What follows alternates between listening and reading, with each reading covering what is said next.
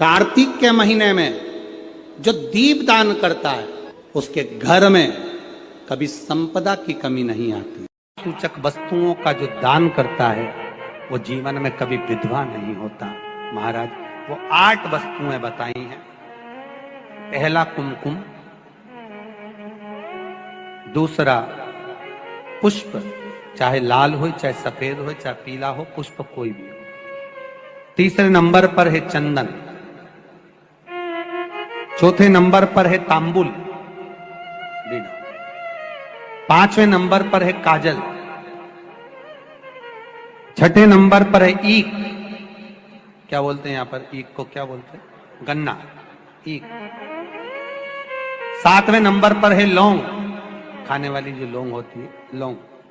और 8वें नंबर पर है जीरा। जीरा ये भी सौभाग्य सूचक। पहली बार गलती हो गई मुझसे, वो गलती कैसे स्वीकारूं मैं, कैसे कैसे सुधारूं मैं, कैसे गलती को संवारूं।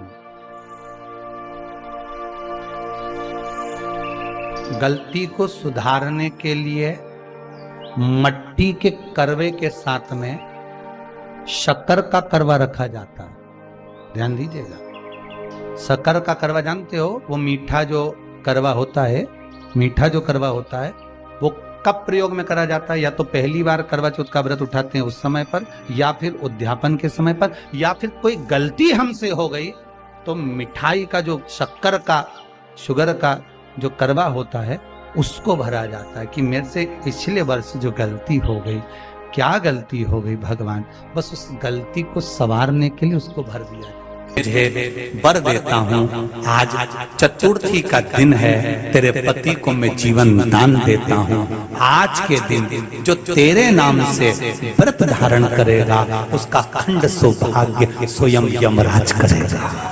स्वयं ये वो करवा चौथ का व्रत है। दुनिया के लोग भले हमारे सनातन धर्म पर उंगली उठाएं, दुनिया के लोग भले हंसें कि बताओ करवा चौथ का व्रत होता है, पति की पूजन करते हैं, कोई कुछ बोलता है, कोई कुछ बोलता है, पर सनातन धर्म की ये पहल,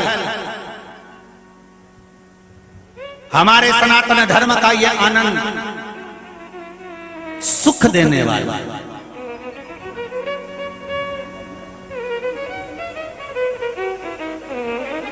एक बात और कहेंगे आप,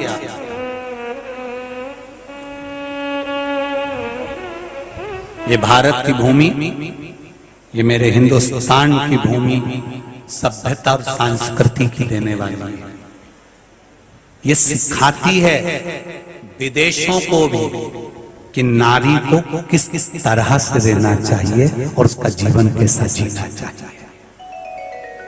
ये दिखाती है कि एक नारी अपने पति को भी यम की कैद से छुड़ा कर ला सकती है। ये दिखाती है।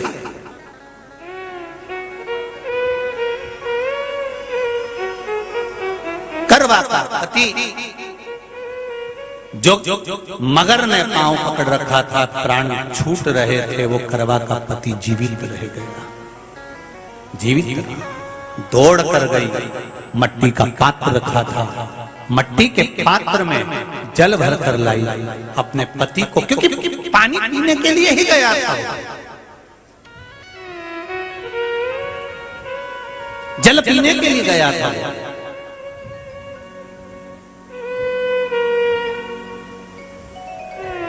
मट्टी के पात्र में जल भरकर जब करवा लेकर आती है, और करवा जब मट्टी के पात्र में जल भरकर लेकर आई, अपने पति को पानी पिलाने लगी। पति उठा, उठकर उसने कहा, इस जल की जरूरत तेरे को है करवा, क्योंकि तूने शिव आराधना के लिए, पार्वती की आराधना के लिए मुख में कोई जल नहीं रखा।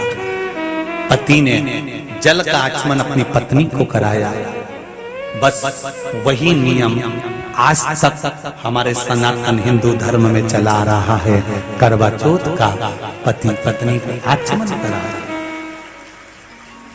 ये करवा चौथ की कथा का विस्तार, कई लोग कहते हैं कथा कहां से आई, तो आप बता सकते हो इस कथा को आज की क्लिप को काट कर जनमानस तक भेज सकते हो कि ये कथा का विस्तार आप अपने जीवन में सुनिए।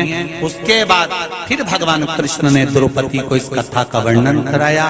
फिर एक कथा भगवान कृष्ण ने सुनाई, एक सेठ का प्रसंग। उसके 7 पुत्र थे, एक पुत्री थी। भाइयों की बहन, उसको खाना खिलाना था। भूख के भाई साथ में खाना खाते थे। एक अग्नि का ज्वाला दिखाकर चलनी में से बहन को भोजन करा देना, पति का नष्ट हो जाना, फिर बहन करी जाती थी। कई माताएं जानती होगी यहाँ पर आज भी, पहले दीवार पर बनती थी, पूरा परिवार की सौभाग्यवती नारियां वहां आकर पूजन करती थी एक जगह, फिर बाद में छत पर जाकर करवे का अर्घ दिया करती थी। ये नियम था।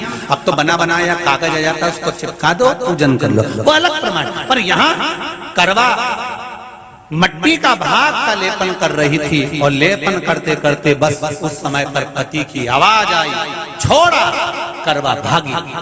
और शिव आराधना में लगी हुई करवा, पार्वती की आराधना में लगी हुई करवा भाग कर गई। पति को देखा तो मगर खींच कर ले जा रहा था। करवा ने अपना चीर फाड़ कर मगर की पूंछ को पकड़ कर खींचा।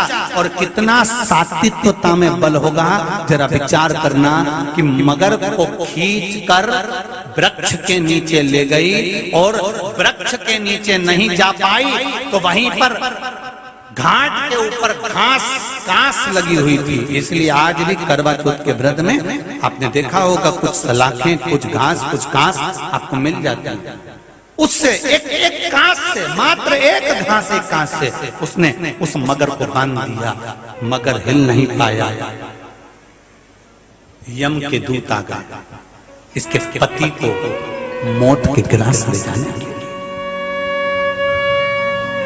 यम के दूत। करवा ने पूछा, तुम कौन हो, कैसे आना हुआ? यमदूत कहते हैं, तुम्हारे पति का आज अंतिम दिन है, अंतिम समय, अंतिम पल है, ये मरेगा। करवा कहती, अगर मारना है तो इस मगर को मारो जिसने मेरे पति का पांव पकड़ रखा है। प्राण छोड़ना है